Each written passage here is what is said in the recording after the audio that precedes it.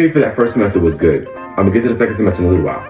But those credit hours are not counted, so your productivity, your completion rate is not what it's supposed to be. So because you have to maintain a certain completion rate for the government, because it's the government, to fund you, to help you with your tuition and classes. So because I failed, the first time I didn't get banned, that was the first time, right? So the second time I ended up redoing the math class again, and this time the course was longer, which was good because I had time to breathe, and especially because there were nights when I was busy and I was not able to get to my schoolwork. And I ended up being able to catch up with the work. Mind you, math was extremely easy. I had no trouble, and math was you can't do it! You are stressing me to hell. I'm done. Kind of a hard thing for me. It was something that I ran from a long time, but the Lord, that's what I'm saying, he's so good. Like a lot of areas that I had struggles in, he's been perfecting. You know what I'm saying? Like before I started working, I had an issue with counting money. You put a dollar bill in front of me, you tell me to count that, I might freeze. I used to freeze up. But like now, like I can do it like it's no problem. It's no issue for me counting money. It's no issue for me doing mathematics.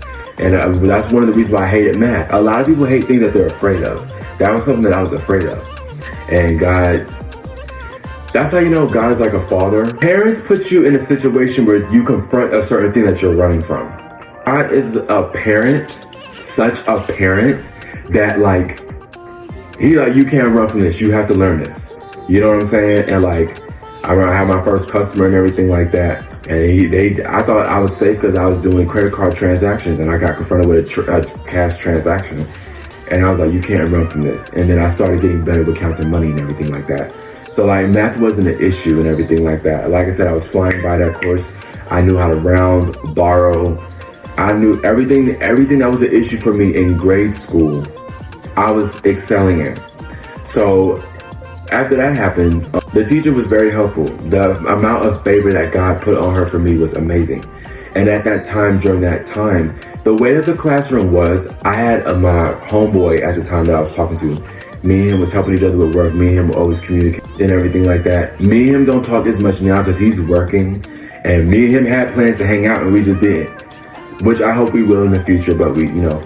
And then like, but the class was mostly silent. They were very serious about you focusing on your work. So there wasn't a whole lot of talking going on. Mostly because the way the classroom was, it was in a library. So we were sharing a whole nother room with another classroom. So if we were noisy having a conversation, we would have impeded their progress with them learning. So I was doing the work and everything like that. And I would always listen to some type of ministry, Covered by God ministry every time I listened to that class. Every time I went to that class. And when I would play ministry, it's like I would feel more connected to the Holy Spirit. Yeah, every time I would listen to a Covered by God ministry, I would always feel connected to the Holy Spirit. Always. You know what I'm saying? So like,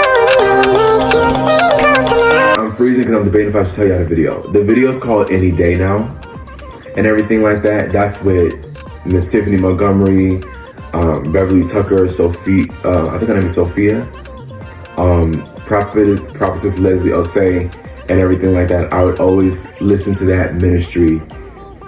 The ministry is 4 hours long, but I would always listen to that ministry every time I went to school. And anytime I would listen to some type of form of ministry or just some type of like worship song, every time I would do math, God would be talking to me. He would partner with me, he would talk to me, and he would help me solve the problems.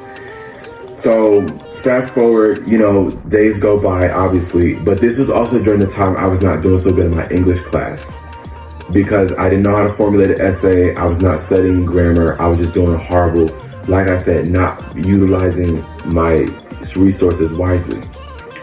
So as time went by, you know what I'm saying? Like I just was not doing so well in that class. And like, I remember the day I failed that class, I felt completely demolished. I felt very upset. I was very hurt. And I was like, why am I failing so hard in this class? And I did the best I could to try to pull up my grade. I was like at a 50 something. I was at like between a D or F. It was horrible. And then I was super defeated. But my math class I was doing so good in. I ended up passing that class. My professor, this is another woman. We're gonna call her Holly. And she was a very strict professor. She didn't play, but she was very helpful and everything like that. I would always come and talk to her about my work and everything like that. She'd be like, come here, this is what you need to do and everything like that. If I emailed her about a certain thing, she was more responsive. You know what I'm saying? And that was at the time where like, it was a lot going on with my job at the time because I was taking days off because I had to take care of my mother. There was days she wasn't feeling well. So like, it was a bad attendance on not just only my school, but my job and everything like that. And I remember my job, I ended up getting a corrective. Now that it looked like I would have never signed it because I had a legitimate reason why I was not attending school, but. I'm sorry, natural reaction out here and jump over this table on you. I'll give you a story time on my job some other time. But like, so we did the best we could to start attending school and not to miss out so many days. And then I think the last day was the test day when we came in to take the quiz. And it was a close call because I got done with the last assignment the day before the test. And I was doing the test and everything like that. And the way that the course is, you had to get 100% on your notebook check. That means I was writing notes in my notebook till my hand was sore. Like, I don't hate writing now, but I hated writing, especially because I was not focused on my penmanship. Months, weeks of jotting math notes, problems. It was just so annoying. Next thing you know, test day comes. I already did good on my notebook check, and then we're at the quiz. You have to get 80% in order to pass that on the test, the final test. That means that test tests you on everything that you learned this semester. What are we gonna do? So you have to get 100% in order for your grade to be the way it is for you to pass that class. You understand the words that are coming out of my mouth? I was dealing with that class and everything. I did the test. I took my absolute time on that test. I did not rush. Every question that I had, I made sure I looked over it. But I'm not gonna lie to y'all. I was dealing with a lot of conflicting emotions in my body because I was like confident I'm gonna pass, and then I was like thinking about, am I gonna fail? Like, it was so much to the point where like it was a lot of conflict going on mentally. I'm not gonna lie to you, because I was like, this is it. I have to pass this class. I cannot repeat this class again. I'm not repeating this class again. I have to pass this class, right? So the first time on the test, I scored, I forgot what score I scored. It was almost close to 80. It was like in a 70% range. So obviously that's not enough, right? It was like 70, nowhere near close to an 80, but not a 60 or a 50. So I go up to her and everything like that. She goes over the material with me. And for some reason, a lot of the material that I studied the night before, mind you, I told you I hated studying, but the night before I studied. But when she was going over the material with me, I just could not get it together. I don't know why.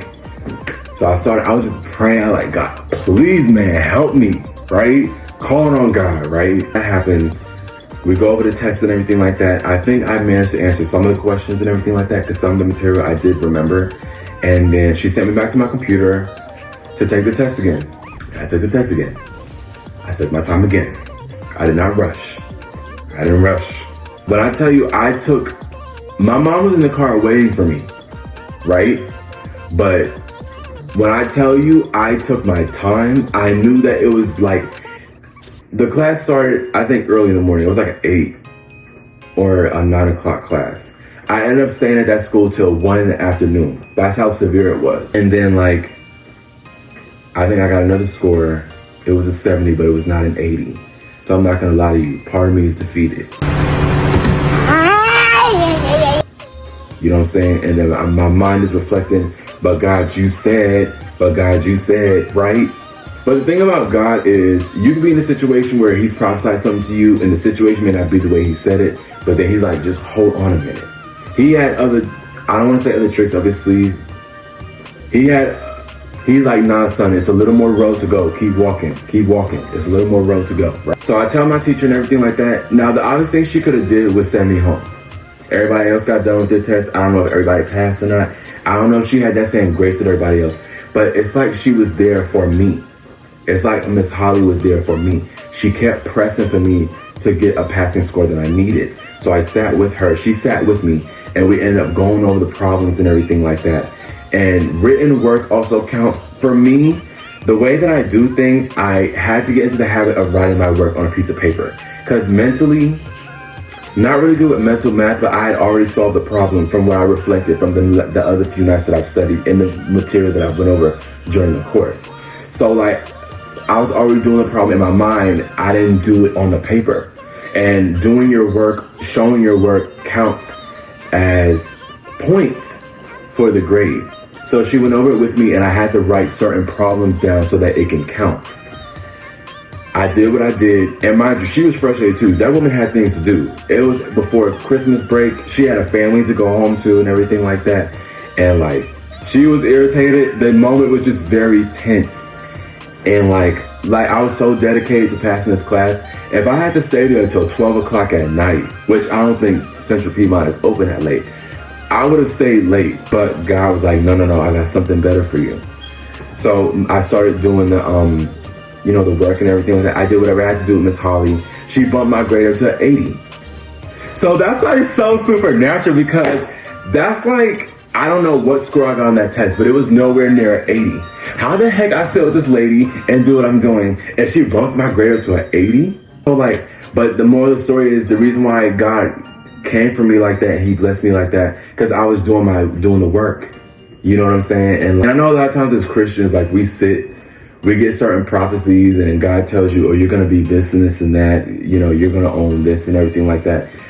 And I think that the enemy, he thrives off of ignorance. And he laughs at majority of people that are in the body of Christ that just sit tight and wait for blessings.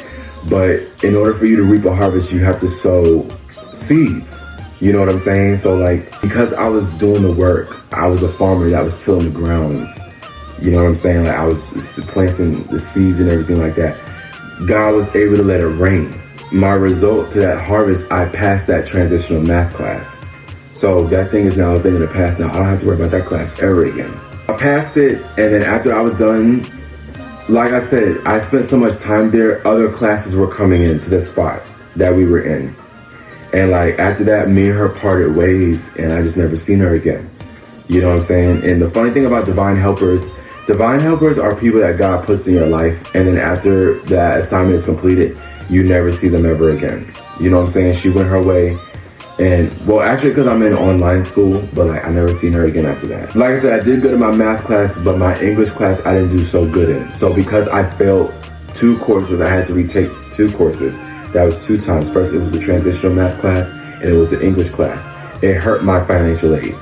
So though I succeeded and passed the class, my academics hurt my financial aid. So obviously I get an email from my college that you're not meeting satisfactory performance. So I didn't think much of it because I wasn't really being responsible to get on it. The right thing to do is when you get an email like that is to inspect and really check out what you're being emailed about. But I kind of let it brush by me because when I saw it, I didn't really think much of it affecting my financial aid. But mind you, I'm new to all of this. I've never had financial aid before. I've never been to college before. So though it may have seemed like common sense is to inspect these things and be because you're responsible, this is my first time. You know what I'm saying? But a lot of times when you hit your head and you fail in certain things, it's not really because you're stupid or you don't know anything. Sometimes you have to hit your head to learn. So during this agonizing process, I had to hit my head in order to learn. Fast forward, next semester starts, I'm registered for classes already. So I'm registered for a history class and I'm retaking an English class. The same English class that I failed. I'm sitting in the classroom, I'm already prepared and geared up for the day, right? So I'm sitting in class and I get an email. This was my English class. I get an email from my school telling me that I'm not reaching satisfactory performance. And the way that it sets up is you apply for financial aid. As soon as you apply for classes, you get the money. That money goes to your classes, your tuition, textbooks, whatever you're paying for. And then the rest of the money that's left over, it goes for your personal expenses. So I realized that my school card that they usually give me the leftover expenses had no money in it. I didn't see anything in it. So I'm like, okay, I started classes already. So I'm thinking like, okay, maybe they delayed, right? Because I looked it up. It just felt very strange to me. And mind you, I was very like I said, I wasn't on it because they actually let me know months before I started signing up for class. So if I would have been on it earlier, I probably would have saved myself the humiliation instead of sitting in the class and embarrassing myself like that. But what had happened was, like I said, I'm sitting in class and everything like that. Days go by, it's the first day of class. I'm wondering, why am I not getting any money right now to pay for this class? I don't have out-of-pocket money, right? Mind you, my hours got cut down. I started from working full-time at my job to part-time. I was only working weekends. So the checks that I was making bi-weekly from just part-time was not gonna cut it for my tuition. So I'm like, okay, so I looked it up. They said sometimes they give it to you before your classes start or during when classes start. So it's the first day of class. I'm like, okay, so they're probably gonna give it to me as the days go by. Who are you kidding? What? So I get an email that my classes are basically not paid for and to visit the financial aid office. So the right thing to do is, obviously in college, you don't have to raise your hand and say, can I be excused? The right thing for me to do was to get up and go to the financial aid office and handle my business. I forgot what happened, but I ended up contacting somebody and they ended up letting me know that, because at the time, that's when they let me know that my classes weren't paid for because I didn't have financial aid. They let me know that my financial aid was shot. So that means that I can't pay for classes. Like so much, too much, and everything like that. I was emailing my financial aid advisor. I was emailing just whoever I can get a hold of to help me with my financial aid. I was just hitting roadblocks, dead ends. And it was a very hard time for me because it started affecting me and everything like that. And it was to the point where I was kind of a little hard on myself because I was like, if you would have actually did your thing earlier, you wouldn't be in this mess. You know what I'm saying? And God doesn't really like when we condemn ourselves or hard ourselves. But at the time, I was very hard on myself and everything like that. And like, I was beating myself up that I let my academics hurt like this and that I didn't handle my responsibilities. But even if I would have handled it earlier, there was still nothing that anybody could do. Because once your financial aid is canceled, you gotta pay out of pocket. You can either sign for a pill or you gotta pay out of pocket. So what I did was, like I said, I started contacting everybody. I started contacting people and I went up to the office. I'm not gonna lie to you, I was meeting so many people with attitudes. It was this lady that I did not particularly like. She had a short haircut on. She was in the Student Success Navigation Center. And I was approaching her about what I needed to do for my financial aid. And this is where all of the confusion came through. First of all, I had an outstanding balance of like $353 of tuition that needed to be paid from the classes that I was allegedly going to start. And another thing, I should have noticed something was off because when I was in my history class before I got to my English class, the instructor said that your name was not on the list. So I'm thinking, okay, maybe it's a common teacher error, right? Because it happens. Sometimes teachers forget to list students on the roster.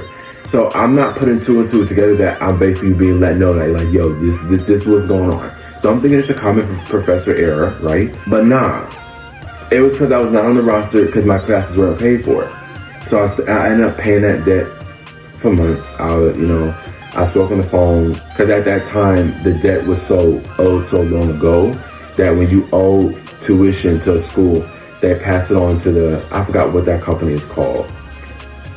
It's like a financial company. It was called Williams & Fudge. And I was just constantly, the payment plan, I was paying about $100 every month. So that was 3 months I had to pay for it, divided by, $121 each month. Got on the phone. The people were polite and nice and everything like that. And I ended up paying that off. But before I started paying that off back to the lady, I was telling her asking her how to get back into school and everything like that. I approached the financial aid office. Nobody can give me answers.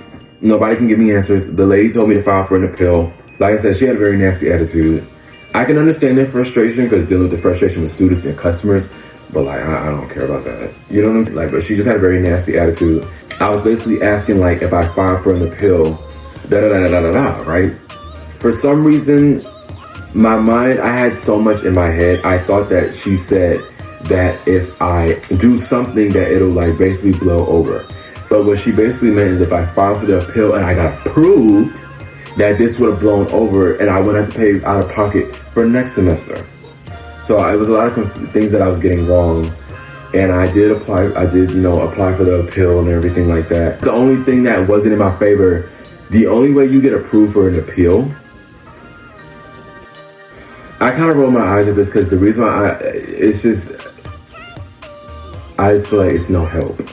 You know what I mean? But like, anyways, because everybody doesn't have extenuating circumstances. And extenuating circumstances, your neighbor's head, your mother's head got to be chopped off, your house got to be burnt down, you got to have not a flat tire, I don't think they consider that. You have to have something drastically happen to you for you to have an extenuating circumstance.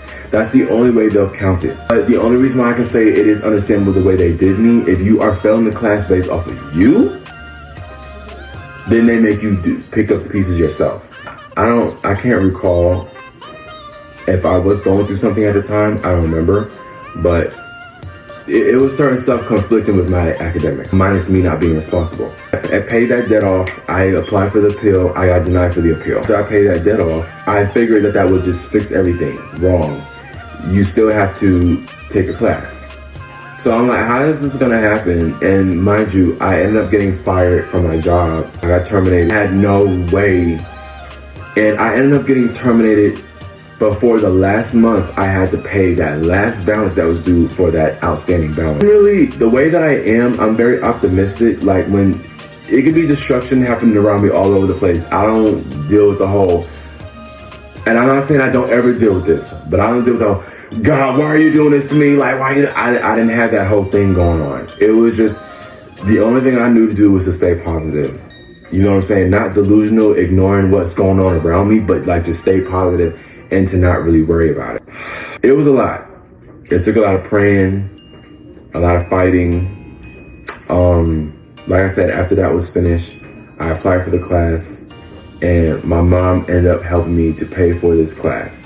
So I'm like, you know, I registered for a history class. It was an online class. Hopefully this one class will help me because I needed my GPA to be bumped up. And the way that it is, in order, what contributes to your completion rate, I don't know about everybody else's school, but in this community college that I went through, you have to achieve a GPA of like a 2.0. And that basically counts towards your completion rate. I took the history class, and I'm not gonna lie to you, I was dealing with a lot of fear with applying for classes because it had affected me so much, I wanted nothing to do with it. But I had to get it together. I think my mom was helping me. Lord was basically letting me know, you gotta get it together. So I couldn't let anything else stop me, and I applied for that class. And I said, I'm gonna make it my best to pass this class. I already had faith that I was gonna pass this class.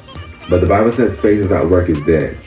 In order for me to pass this class, I had to do what I had to do as a student. That means studying, that means doing the work in order for me to pass that class. So this is another 8-week course. It's online, it's remote, and all of the lectures were recorded. He would print out like a presentation of everything that he would teach us and everything like that. History class is not my favorite subject.